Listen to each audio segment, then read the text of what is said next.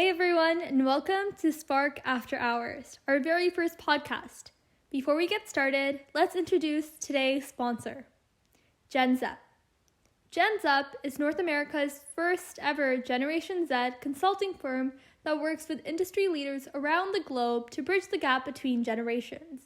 They have recently launched a new program called the Gens Up Top 20 Under 20, which celebrates the passion, vision, and achievements of Canada's brightest individuals under the age of 20 and the contributions they are making to the future of our country. The program recognizes not only the personal determination, commercial drive of these entrepreneurial leaders, but also the pursuits that balance these individuals' personal achievements. The nomination process for the 2020 Gens Up Top 20 Under 20 is now open. Nominate yourself or someone you know before January 31st, 2021.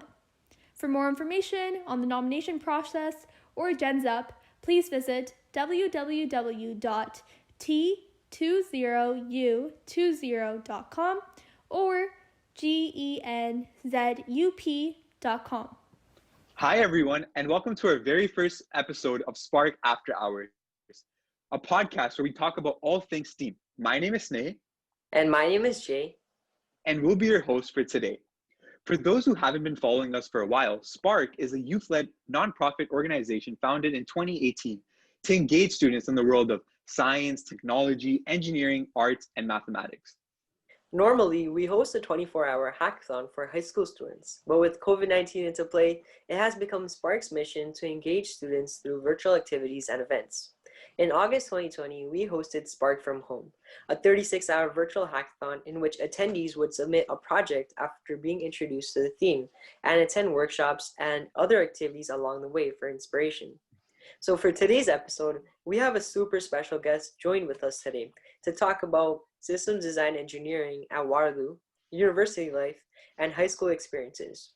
Please welcome Nirmal. Hello. So before we begin, Nirmal, would you like to give us a short introduction about yourself and some of your interests? Yeah, so as you said before, my name is Nirmal, and I'm currently a systems design engineering student at the University of Waterloo. So I just finished up my first term at the university, and I'm now ready to go into my co-op term. I'd say some interests about me. I guess I like anime, but who doesn't? If you go to Waterloo, you pretty much like anime. I would say something else. I guess I like chess. I like swimming. I was a really big part of DECA in high school. There's a lot of things I did. I just pretty much have a lot of interests. Okay, that's great to hear. So now we'll be moving forward into some questions that we have for you. Exactly. So we have about 6 questions just to get to know you a little bit more. So the first question that we have is, could you tell us about why you chose systems design engineering specifically at Waterloo, besides the rest of the programs they offer? And also, how would you describe systems design in your own words for those at home who may not know what it is? So essentially why I chose systems design engineering is, as you heard before, I have a lot of interests and I didn't really know which field I wanted to enter into. But I knew I wanted to go into technology because that was a really big interest of mine. And systems design engineering, as it's basically a general engineering program, it fit my interests really, really well. And so the short answer for what systems design engineering is it's essentially a general engineering program at the University of Waterloo. Well, it's the closest to general engineering that you would possibly get, as you take a lot of interdisciplinary courses from all different types of fields and try to connect it together in systems.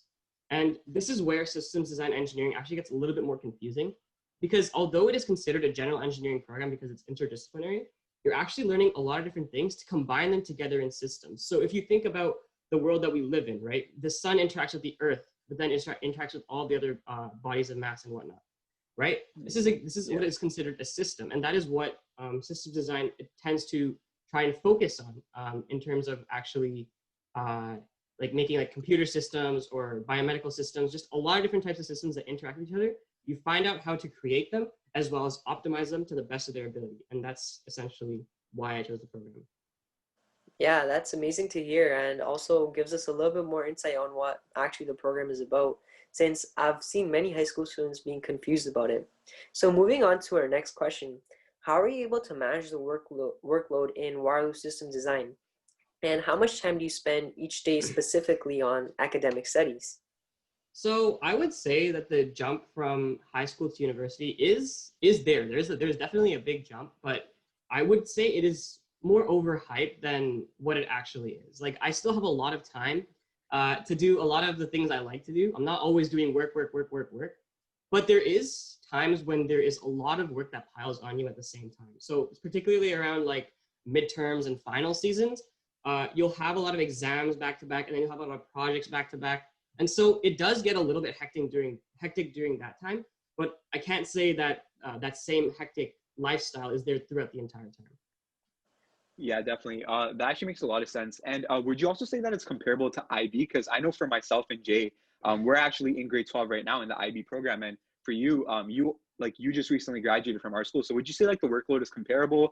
Is it manageable for an academic student and an IB student, or does anybody have a leverage over one another? Could you talk about a little bit about that? I would say that like really the programs, the best benefit that they probably would give is just that you get used to like all those different like high level exams. Yeah. So for example, like the exam I just did was worth 40% or worth 50%. Those coming from academics, they really haven't had those types of exams before, but you've been experiencing that throughout your entire IB career. But I wouldn't say that an IB student is more advantaged than an academic student, as a lot of academic students learn the same things that IB students learn because their teachers have gone more in depth on different topics, or they've just trained them better to be part of the system. So essentially, if you're accepted into the program, you are suitable and you're able to actually succeed. Yeah, I actually completely agree with that. And that's something that I've heard from a lot of my other university friends as well. So that brings us to our next question. Do you have time for extracurricular activities while in the systems design engineering program? And could you tell us about the ones that Waterloo offers that may be popular or of interest to those who may be viewing this podcast? So as I just started out with university, I didn't really join that much, but I would say there's definitely time to join extracurriculars. You might not be able to join like the same amount as you did in high school, but there is definitely a lot of time to devote yourself to maybe one or two. Specifically in Waterloo, there's a lot of design teams. I think there's like 20 or so design teams that you can join, where you can work on all different types of things, from autonomous vehicles to like robotics to artificial intelligence to airlocks for spaceships. Like there's a bunch of stuff that you can work with. Along with this, there's also a lot of clubs that you can join just to suit your interests. And I don't see many people actually going to them. In particular, there's one club that most systems design engineering students go into, which is UW Blueprint, which is essentially like a club where you create solutions with technology for different businesses across Canada, or specifically in the Waterloo region, which is quite interesting to a lot of people, as you're able to apply what you learn in the classroom to real life. Yeah, that's definitely great to hear. I've actually, like, personally, I've heard about URLU Blueprint, but I've also heard about URLU UX as well. Do you know anything about that as well? Yeah, so essentially in systems design engineering, a lot of people like to go into UI UX design, as the design focused aspect of systems design is very geared towards those who want to pursue UI UX. So in that, I don't know specifically what they do, but I'm guessing they do a lot of stuff related to design and designing things for different maybe clubs or even businesses in the real world. Yeah, definitely. So moving on to our next question, what is the difference between the lectures you attend in university and the classes that you have in high school? I would say the biggest difference with the lectures that you attend in university is that the professor will usually just talk, and then they'll give you like a lesson per se, and you can definitely ask them questions and whatnot. But like you also have these things called tutorials, which is when you go with say an upper year student who's being paid to actually help you with some of the content. So they're what's called teaching assistants, or TAs, and essentially you have like a set session with them every single week that you can choose to attend to, or you can choose not to attend to. And they essentially just help you with anything related to the work that you're doing in class at the time.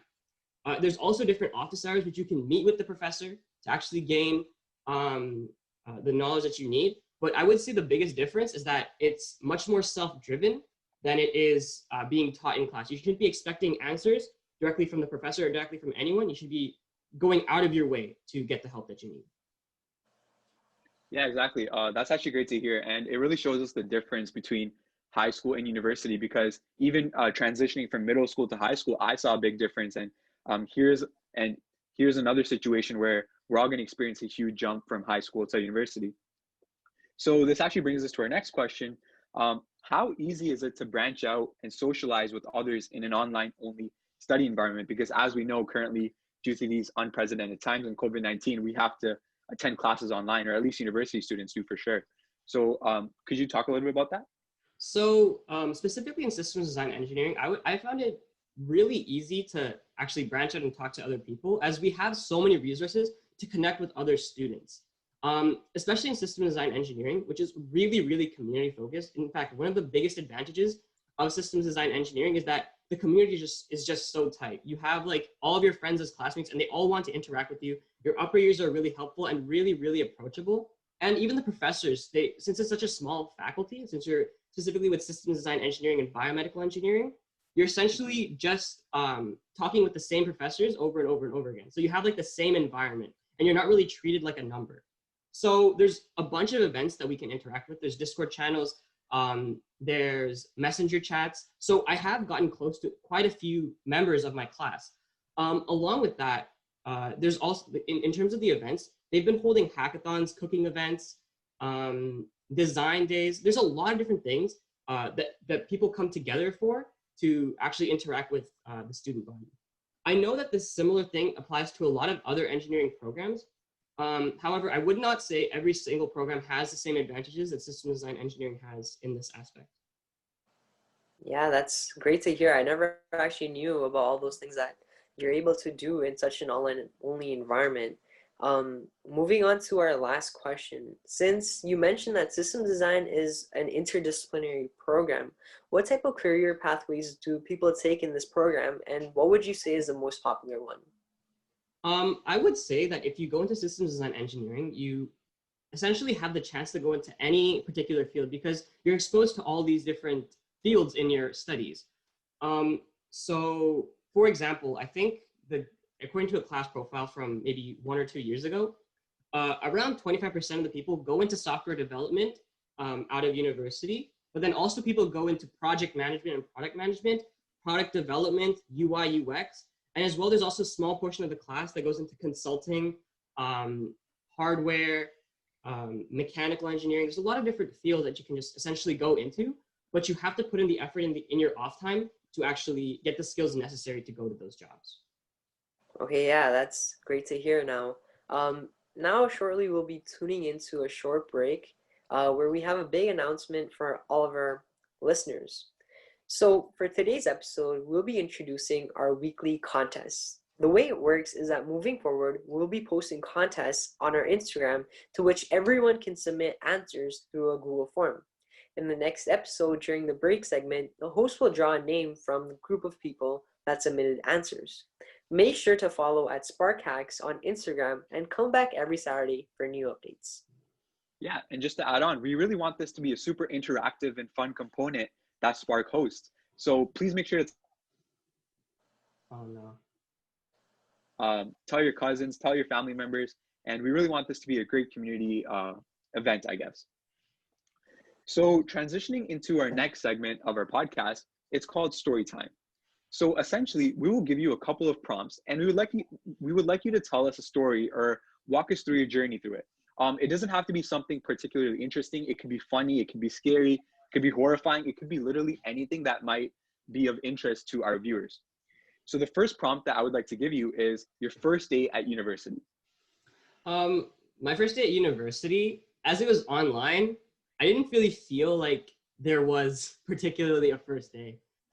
Specifically in systems design engineering, I had already met most of my classmates online previously beforehand. So when I started university, it mostly just felt like any sort of university. I honestly still don't even feel like I graduated high school because I haven't been able to step foot on campus and feel the campus environment. So I honestly still feel like I'm just interacting with high school friends, but just in a new environment. And that's exactly how I felt on my first day. Yeah, Yes. that actually makes a lot of sense because like I'm sure it'd be kind of weird because like I don't think you've actually been to university physically and sat inside a classroom and done a lab, or it's obviously a lot different. And you mentioned how you met a lot of your friends before you actually even had your first day of class. Could you talk about some things that students can join in like the summer leading up to university without actually knowing anybody at all? Yeah. So essentially, how I got added to all these group chats and whatnot was when I got accepted, somehow, some way, one of the students actually got in touch with me and were able to connect me via Facebook and Messenger to a Messenger group chat. And from there, I was able to get access to the Discord and whatever else we were able to have. And so through that, we essentially hosted a lot of community events, like a meet and greet where we all just met up in a Zoom call, talked to each other. We had game nights where we would play Scribble.io or like some other random like online games. Mm-hmm. Yeah.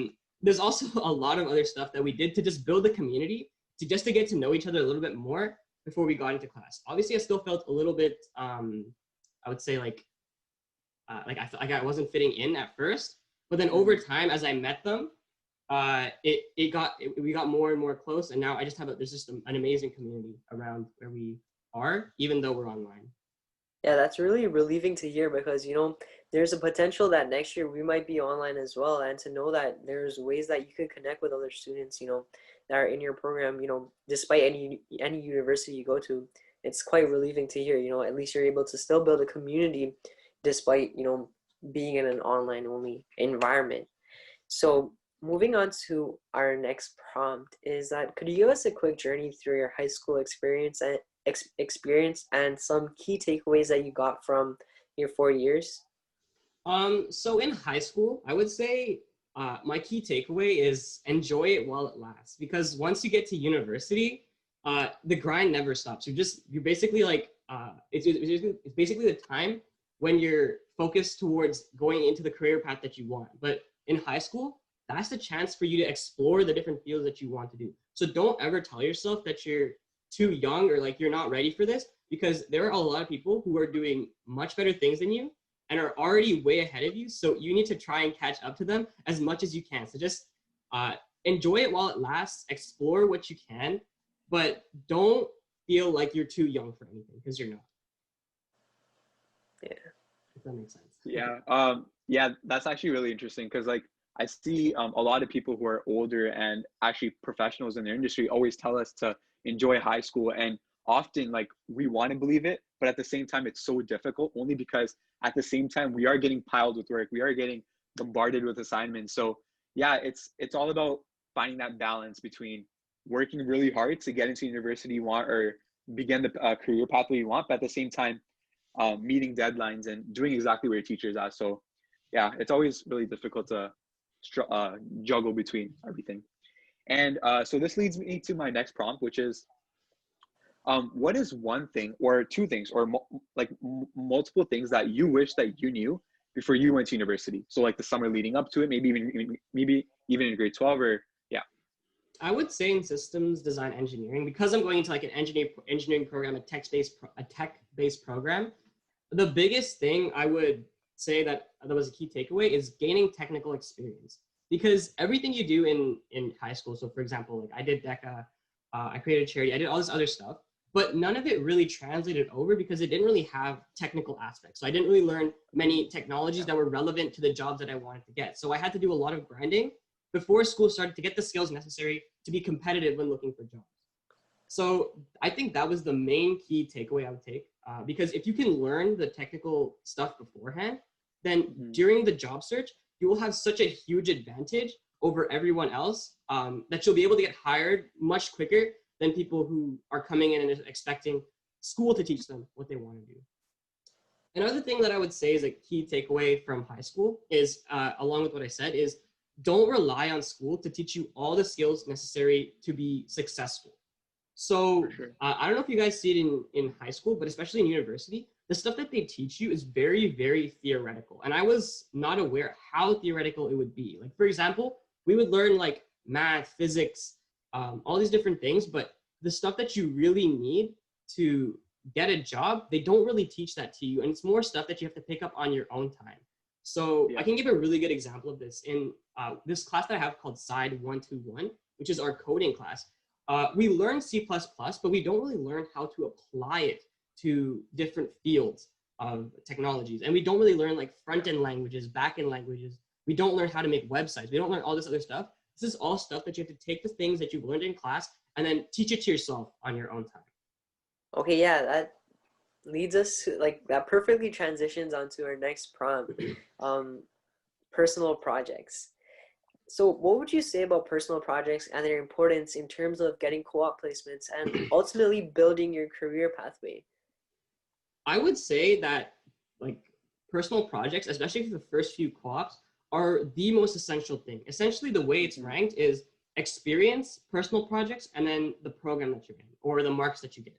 The marks that you get in university or the program that you're in have almost no bearing on what kind of jobs that you're able to get. You can see someone with like a 75 average getting the same jobs as a 90% average because they have the what's it called? Like the technical skills? The technical projects, the Yeah. side projects that have got them the job because they have the technical skills to succeed in the workplace, right? Because employers recognize that school is not everything. And just so that would be like the main thing with side projects. Also remember that your side projects aren't really supposed to be tailored towards like if would the job like this or not. It's tailored towards what you want to do. So it's a chance for you to explore your interests, which can also help you decide which pathway you want to go into. So side projects not only have a use with getting jobs because it makes you more desirable to employers because you're showing that you can do work on your off time, but it also helps you decide which career path you want to go into. And so doing side projects actually really helped me deciding that I thought that software development as well as like project management was something that I wanted to do in my future. So, you know, just stemming off of what you said about side projects, instead of like also being helpful to gain co-op placements, do you believe that side projects could be beneficial in terms of getting accepted into such a prestigious program? So in terms of getting accepted, I would say for sure they would help 100% because what they're essentially looking for on the AIF and all those different aspects is how employable and how much of a good fit would you be for the program. So what I mean by employable is they want to accept people who will contribute back to the program and keep the reputation to the extent that it's being right now, or even make it greater than it actually is currently. So with that, having side projects shows that you're able to learn things on your off time and apply them in a real life setting, which can not only help you get jobs, but it can help you improving your employability to the university, which helps you in turn get accepted. Yeah, I think that actually makes a lot of sense. And I think that's great information for viewers at home that, you know, maybe in grade 9, 10, and 11 who are going to be applying next year. Because I know for myself and Jay, we've already begun the application process and it's quite a challenging time for sure. But yeah, for those who are younger, please make sure to take this advice and apply it to your school or whatever you may be doing at the current moment. Yep. And segueing to our next portion of the podcast, it's going to be called Rapid Fire. So this is going to be something that's super fun, chill, and hopefully it gets you as well as the viewers at home engaged. So we're going to be playing a game, and the game is going to be called Overrated or Underrated. And for those at home, I know you may have probably heard this game online on social media platforms from your favorite influencers, but we're going to play it here. So essentially, I'm going to shoot you a bunch of terms or concepts, and and all of them are related to the STEM field. So and your job is going to be to say whether they are overrated, underrated, or rated perfectly right. Also, if you would like, you can briefly explain it if you think your answer is controversial, or if you want to justify it, you can for sure do that. So the first concept is web design. I would say that's underrated. People usually underrate it completely, but that's the number one way you can get a job in your first co-op term. On specifically on job boards, literally like 80% of the jobs are going to be front-end development and web design. You're not really, because every single company needs to make a website, but not every single company needs to make like niche software, which is why I would say it's definitely underrated. Okay, yeah. Second one, ironic as it is, system design engineering. Before I would have said it's underrated, but now I would just say it's rated just right because it has picked up a lot of steam over the years. And now it's, I would say, pretty competitive to get into. So I would just say it's definitely rated just right. Yeah, Okay. and I actually agree with that a lot because I think like a few years ago when I was first introduced to all these engineerings at Waterloo, nobody ever told me about systems design. You know, people told me about computer, electrical, mechanical, but I never heard a single thing about systems design until last year. So I definitely do believe it went from underrated to rated just about right.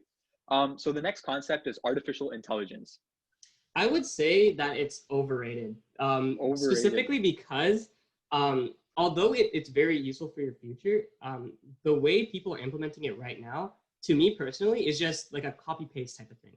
So Yeah. although I don't have enough experience to like talk more deeply about it, people feel like they want to go into artificial intelligence all the time, but I feel like they're more intrigued with the idea of artificial intelligence than actually working with artificial intelligence. That makes Yeah, sense. I'd agree because there's so many other concepts that you need to learn before, getting into artificial intelligence and Mhm.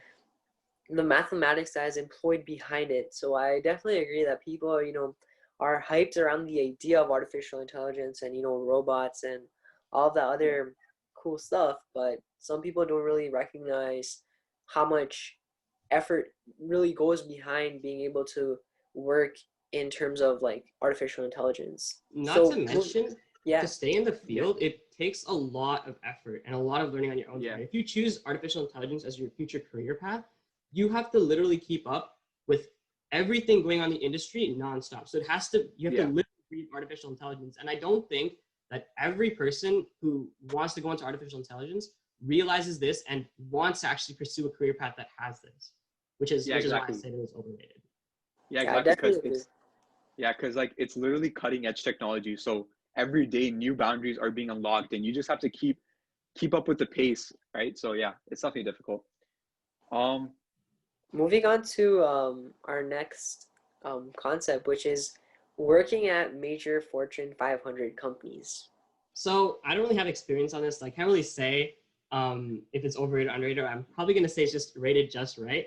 But just if right. you talk to any upgrader who's actually been, they'll say it's underrated. And I have no idea why. Obviously, I want to go to, but we'll see. Of course. Yeah. So that brings us to our next topic, which is TikTok. And you know, a, TikTok is kind of interesting because when we look at past platforms like Musically and stuff, they came up and then they died down within like half a year or 7 to 8 months. But with TikTok, I feel like it's still rising and it's still breaking boundaries. So how do you feel about that? Do you think it's underrated, overrated, or rated just right?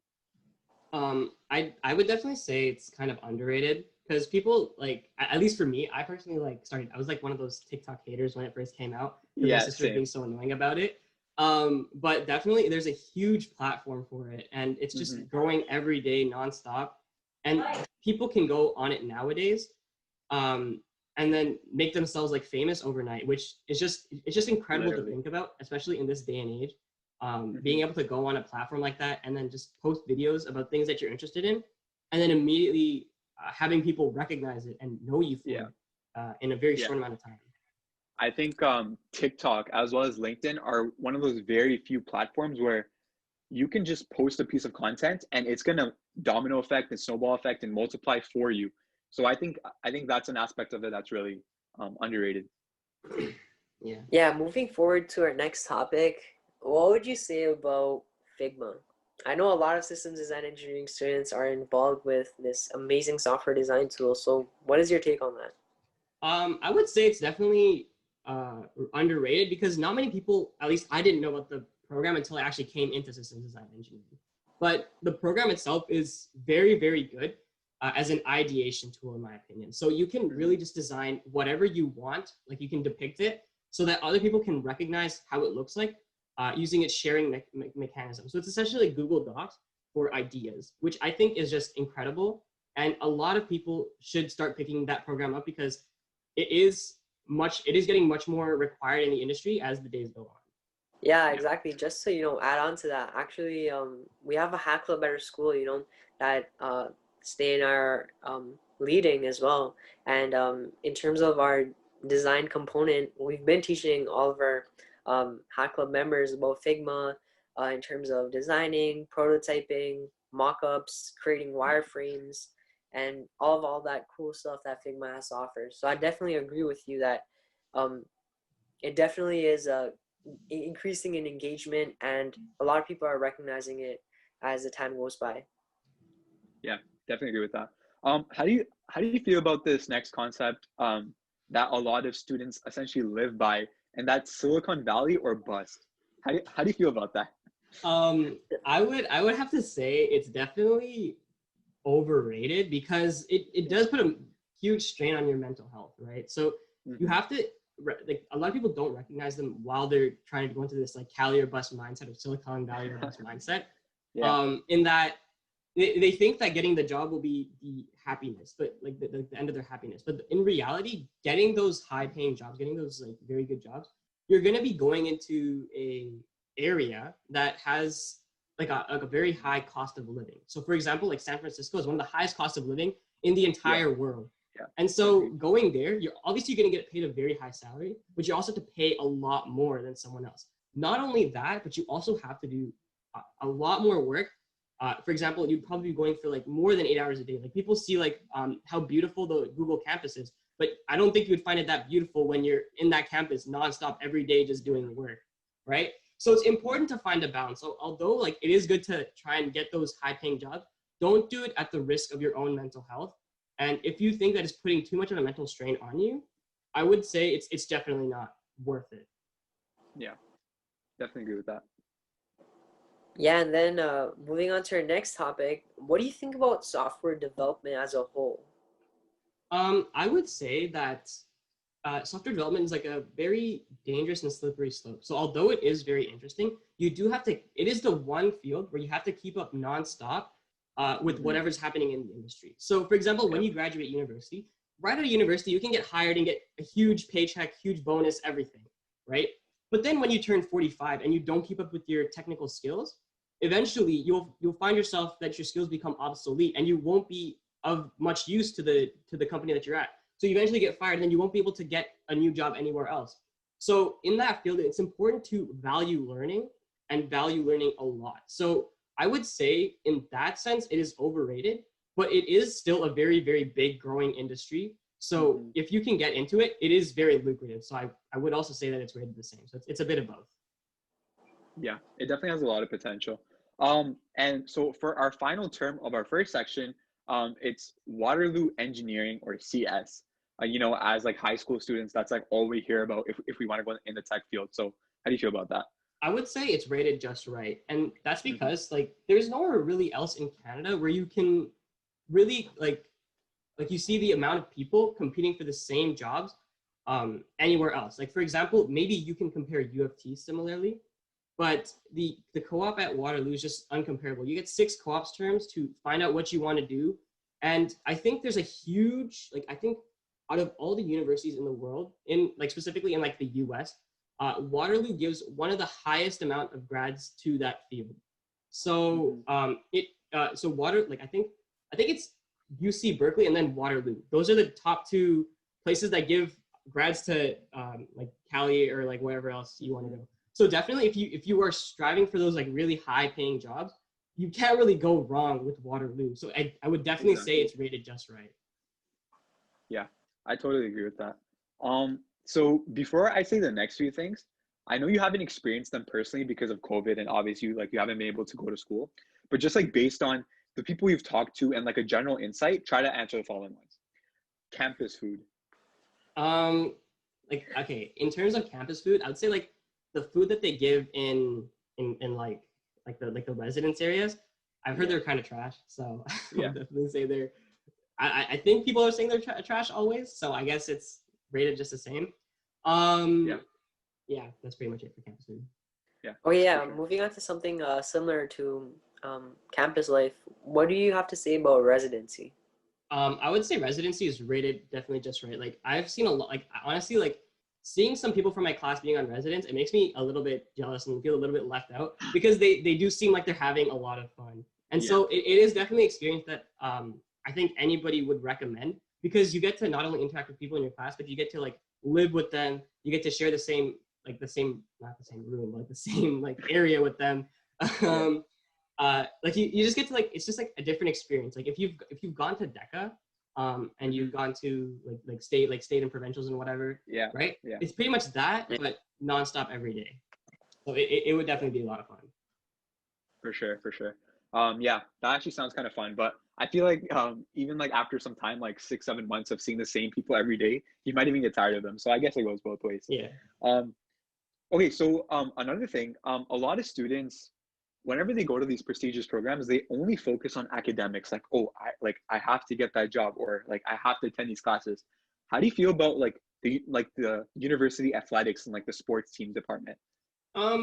Honestly, I don't really feel like I have much experience with that particular field, but I do think it's definitely, if you are interested in athletics, go for the athletics. I would say it's very, very hard to get into because in high school, you have a lot smaller sample size of people you're competing against to actually get those positions. But then when you go to university, literally everybody competing for those positions have gone to OFSA, they've gone to like national championships, they all have all these like amazing accolades.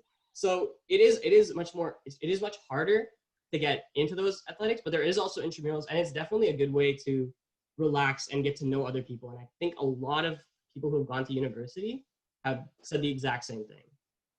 For sure.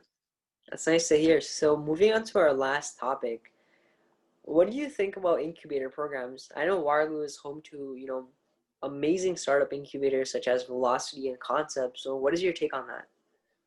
I would say that if you're not like the top of the top, you're not going to get into those incubator programs, right? So like you first of all need to have an idea, you need to ideate it, you need to make a prototype. Like it's a lot of hard work that you need to do.